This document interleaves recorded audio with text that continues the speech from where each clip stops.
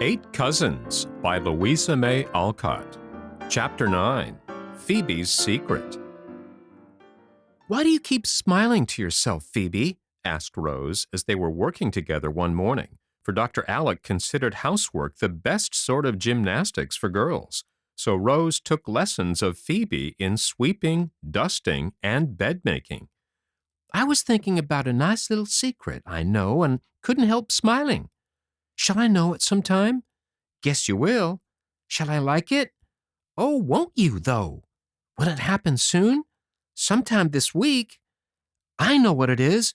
The boys are going to have fireworks on the 4th and have got some surprise for me, haven't they?" "That's telling." "Well, I can't wait. Only tell me one thing. Is Uncle in it?" "Of course he is. There's never any fun without him." "Then it's all right and sure to be nice." Rose went out on the balcony to shake the rugs, and having given them a vigorous beating, hung them on the balustrade to air, while she took a long look at her plants. Several tall vases and jars stood there, and a month of June sun and rain had worked wonders with the seeds and slips she had planted. Morning glories and nasturtiums ran all over the bars, making haste to bloom. Scarlet beans and honeysuckles were climbing up from below to meet their pretty neighbors, and the woodbine was hanging its green festoons wherever it could cling. The waters of the bay were dancing in the sunshine. A fresh wind stirred the chestnut trees with a pleasant sound, and the garden below was full of roses, butterflies, and bees. A great chirping and twittering went on among the birds, busy with their summer housekeeping, and far away the white-winged gulls were dipping and diving in the sea, where ships, like larger birds, went sailing to and fro. "Oh, Phoebe, it's such a lovely day. I do wish your fine secret was going to happen right away. I feel just like having a good time, don't you?" said Rose, waving her arms as if she was going to fly. "I often feel that way, but I have to wait for my good times, and don't stop working to wish for 'em. There, now you can finish as soon as the dust settles. I must go do my stairs." And Phoebe trudged away with the broom, singing as she went. Rose leaned where she was and fell to thinking how many good times she had had lately, for the gardening had prospered finely, and she was learning to swim and row, and there were drives and walks, and quiet hours of reading and talk with Uncle Alec, and, best of all, the old pain and ennui seldom troubled her now. She could work and play all day, sleep sweetly all night, and enjoy life with the zest of a healthy, happy child. She was far from being as strong and hearty as Phoebe, but she was getting on. The once pale cheeks had color in them now. The hands were growing plump and brown, and the belt was not much too loose. No one talked to her about her health, and she forgot that she had no constitution. She took no medicine but Dr. Alec's 3 great remedies, and they seemed to suit her excellently. Aunt Plenty said it was the pills, but as no second batch had ever followed the first, I think the old lady was mistaken. Rose looked worthy of her name as she stood smiling to herself over a happier secret than any Phoebe had, a secret which she did not know herself till she found out some years later, the magic of good health. "Look only," said the brownie, "at the pretty gown of blue, at the handkerchief pinned about her head, and at her little shoe," said a voice from below, as a great cabbage rose came flying against her cheek. "What is the princess dreaming about up there in her hanging garden?" added Dr. Alec, as she flung back a morning glory. "I was wishing I could do something pleasant this fine day, something very new and interesting, for the wind makes me feel frisky and gay." "Suppose we take a pull over to the island? I intend to go this afternoon, but if you feel more like it now, we can be off at once." I do. I'll come in 15 minutes, Uncle. I must just scrabble my room to rights, for Phoebe has got a great deal to do." Rose caught up the rugs and vanished as she spoke, while Dr. Alec went in, saying to himself with an indulgent smile, "It may upset things a trifle, but half a child's pleasure consists in having their fun when they want it." Never did duster flap more briskly than the one Rose used that day, and never was a room scrabbled to rights in such haste as hers. Tables and chairs flew into their places as if alive. Curtains shook as if a gale was blowing. China rattled and small articles tumbled about as if a young earthquake was playing with them. The boating suit went on in a twinkling, and Rose was off with a hop and a skip, little dreaming how many hours it would be before she saw her pretty room again. Uncle Alec was putting a large basket into the boat when she arrived, and before they were off, Phebe came running down with a queer, knobby bundle done up in a waterproof. "We can't eat half that luncheon, and I know we shall not need so many wraps. I wouldn't lumber the boat up so," said Rose, who still had secret scares when on the water. "Couldn't you make a smaller parcel, Phebe?" asked Dr. Alec, eyeing the bundle suspiciously. "No, sir, not in such a hurry," and Phebe laughed as she gave a particularly large knob a good poke. "Well, it will do for ballast. Don't forget the note to Mrs. Jessie, I beg of you." "No, sir, I'll send it right off," and Phebe ran up the bank as if she had wings to her feet.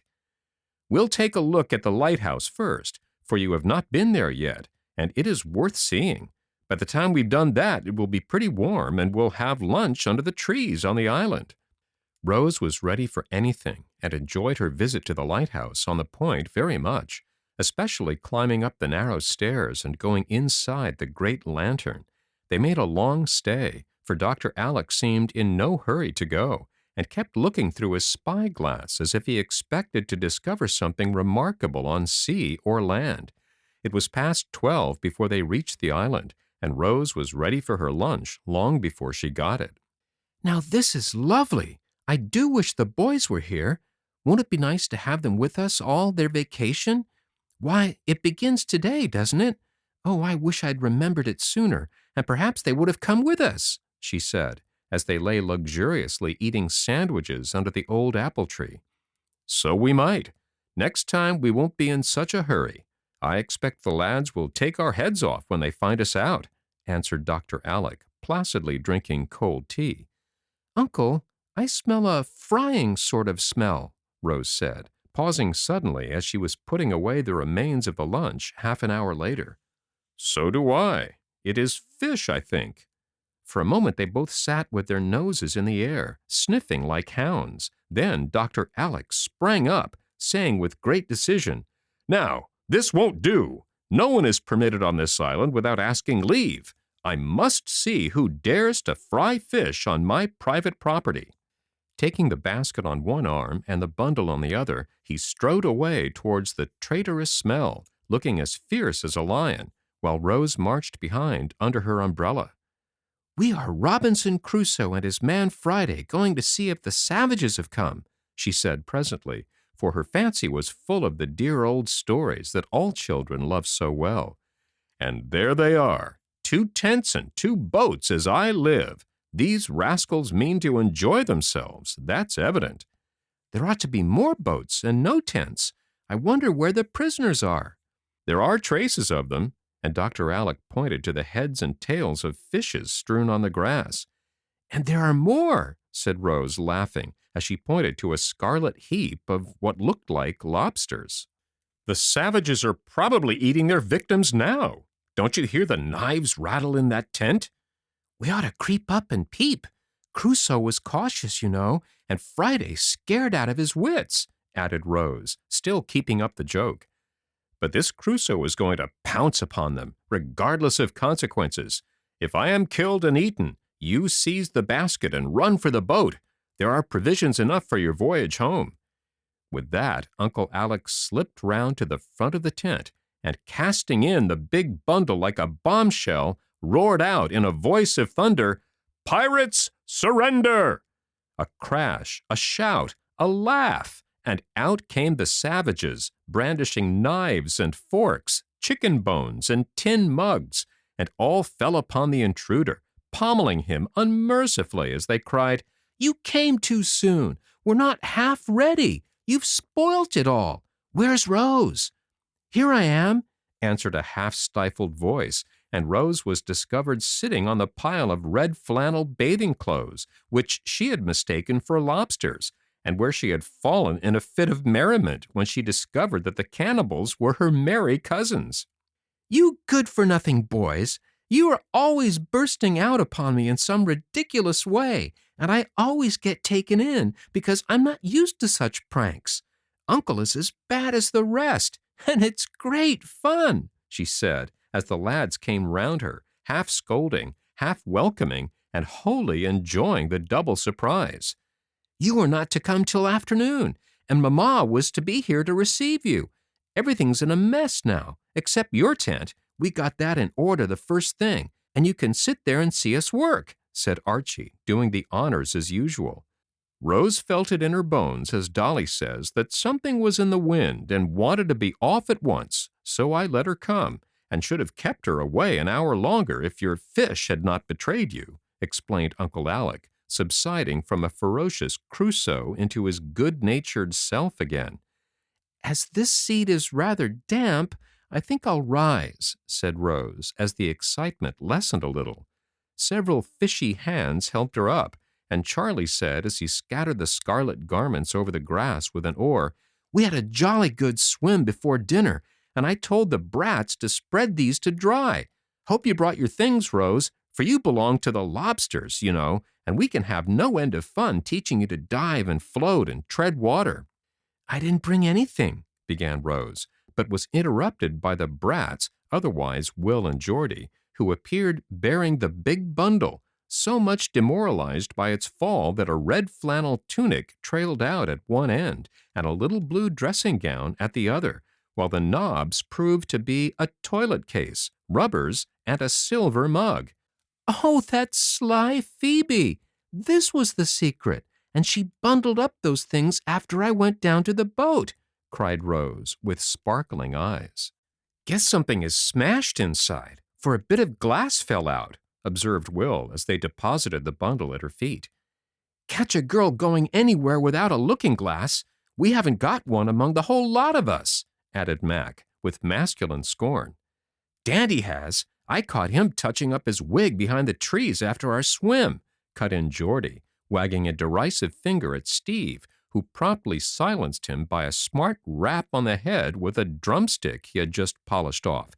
"Come, come, you lazy lubbers! Fall to work, or we shall not be ready for Mamma.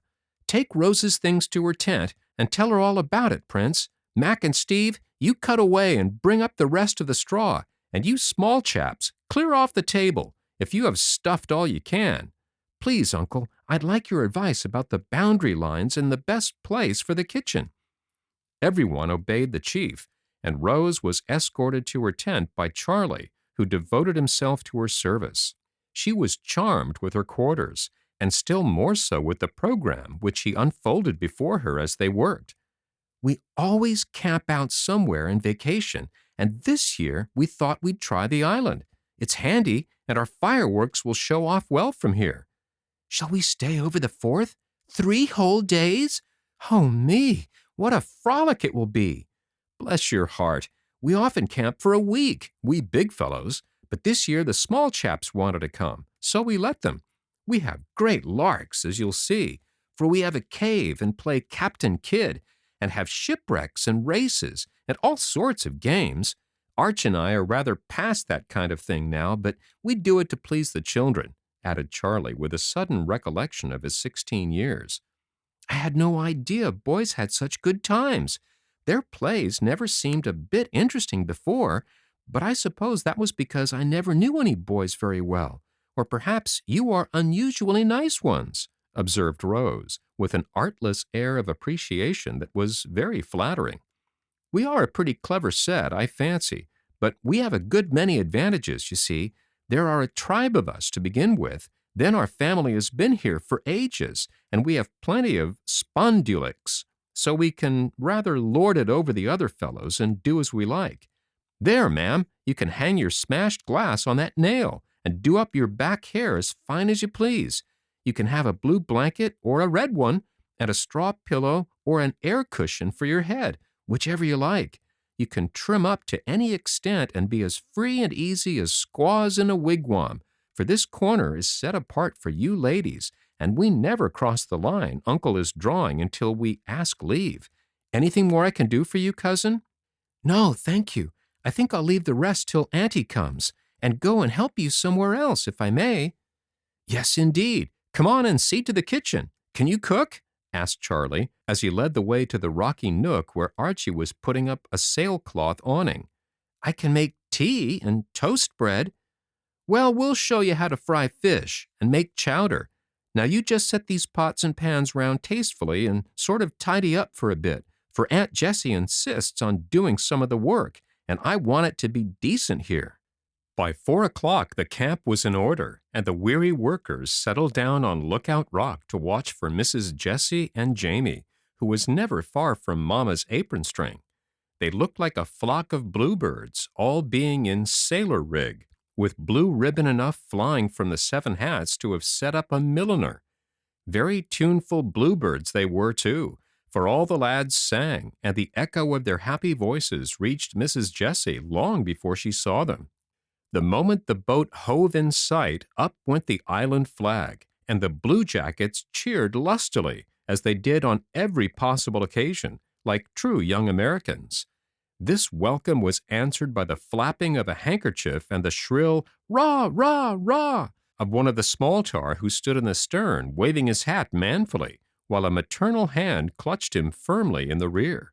Cleopatra, landing from her golden galley, never received a heartier greeting than "Little Mum," as she was borne to her tent by the young folk, for love of whom she smilingly resigned herself to 3 days of discomfort, while Jamie immediately attached himself to Rose, assuring her of his protection from the manifold perils which might assail them. Taught by long experience that boys are always hungry, Aunt Jessie soon proposed supper, and proceeded to get it, enveloped in an immense apron with an old hat of Archie's stuck atop of her cap. Rose helped, and tried to be as handy as Phebe, though the peculiar style of table she had to set made it no easy task. It was accomplished at last, and a very happy party lay about under the trees, eating and drinking out of anyone's plate and cup, and quite untroubled by the frequent appearance of ants and spiders in places which these interesting insects are not expected to adorn. I never thought I should like to wash dishes, but I do, said Rose, as she sat in a boat after supper, lazily rinsing plates in the sea, and rocking luxuriously as she wiped them. Mom is mighty particular. We just give 'em a scrub with sand and dust 'em off with a bit of paper. It's much the best way, I think, replied Geordie, who reposed in another boat alongside. How Phebe would like this!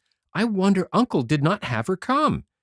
I believe he tried to, but Dolly was as cross as 2 sticks and said she couldn't spare her. I'm sorry, for we all like the Phebe bird, and she'd chirp like a good one out here, wouldn't she? She ought to have a holiday like the rest of us. It's too bad to leave her out. This thought came back to Rose several times that evening, for Phebe would have added much to the little concert they had in the moonlight, would have enjoyed the stories told, been quick at guessing the conundrums, and laughed with all her heart at the fun. The merry going to bed would have been the best of all, for Rose wanted someone to cuddle under the blue blanket with her, there to whisper and giggle and tell secrets, as girls delight to do. Long after the rest were asleep, Rose lay wide awake, excited by the novelty of all about her, and a thought that had come into her mind. Far away she heard a city clock strike 12. A large star like a mild eye peeped in at the opening of the tent, and the soft plash of the waves seemed calling her to come out. Aunt Jessie lay fast asleep, with Jamie rolled up like a kitten at her feet, and neither stirred as Rose in her wrapper crept out to see how the world looked at midnight. She found it very lovely, and sat down on a cracker keg to enjoy it with a heart full of the innocent sentiment of her years. Fortunately, Dr. Alec saw her before she had time to catch cold, for coming out to tie back the door flap of his tent for more air, he beheld the small figure perched in the moonlight. Having no fear of ghosts, he quietly approached, and seeing that she was wide awake, said with a hand on her shining hair, "What is my girl doing here?" "Having a good time," answered Rose, not at all startled. "I wonder what she was thinking about with such a sober look." The story you told of the brave sailor who gave up his place on the raft to the woman and the last drop of water to the poor baby. People who make sacrifices are very much loved and admired, aren't they?" she asked earnestly. "If the sacrifice is a true one, but many of the bravest never are known and get no praise, that does not lessen their beauty, though perhaps it makes them harder, for we all like sympathy." And Dr. Alec sighed a patient sort of sigh. "I suppose you've made a great many. Would you mind telling me one of them?" asked Rose, arrested by the sigh. "My last was to give up smoking," was the very unromantic answer to her pensive question. "Why did you?" "Bad example for the boys." "That was very good of you, Uncle. Was it hard?" "I'm ashamed to say it was, but as a wise old fellow once said, it is necessary to do right. It is not necessary to be happy." Rose pondered over the saying as if it pleased her, and then said with a clear, bright look, "A real sacrifice is giving up something you want or enjoy very much, isn't it?" "Yes." "Doing it one's own self because one loves another person very much and wants her to be happy?" "Yes." "And doing it pleasantly and being glad about it and not minding the praise if it doesn't come?" "Yes, dear. That is the true spirit of self-sacrifice. You seem to understand it, and I dare say you will have many chances in your life to try the real thing. I hope they won't be very hard ones." "I think they will," began Rose, and there stopped short. "Well, make one now and go to sleep, or my girl will be ill tomorrow, and then the aunts will say camping out was bad for her. I'll go good night." And throwing him a kiss, the little ghost vanished, leaving Uncle Alec to pace the shore and think about some of the unsuspected sacrifices that had made him what he was.